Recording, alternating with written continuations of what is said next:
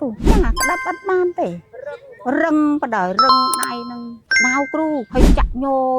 ចុងដៃចុងជើងយើងនឹងទាំងអស់នឹងបដ ចិត្តស្គរខ្ញុំបើវាឡើងខ្លាំងទាំងទៅ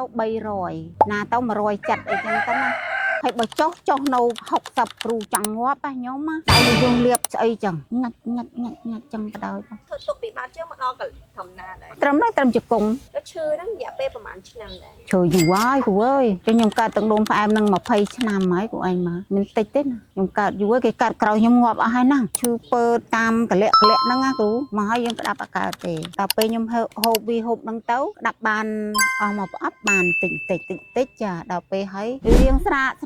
ខ្ញុំក៏ទិញទៀតតទៀតទៅបានក្តាប់កើត ឃើញដំបងទុកចិត្តអត់ទេ ទេຕົកបដ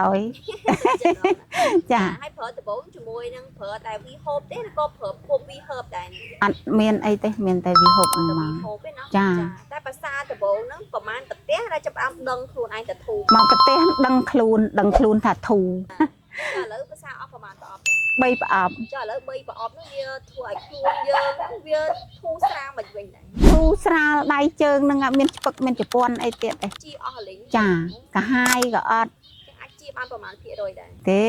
ជាហើយគូ 100%តែម្ដង ចា ហើយចុងក្រោយអ្នកមីងមានពាក្យពេចន៍អីផ្ដាំទៅកាន់អូនពូមីងដែលគាត់ឈឺអាការៈដូចអ្នកមីងដែរ ចាដែលអ្នកឈឺដូចខ្ញុំហ្នឹងទិញវីហូបទៅជាហើយ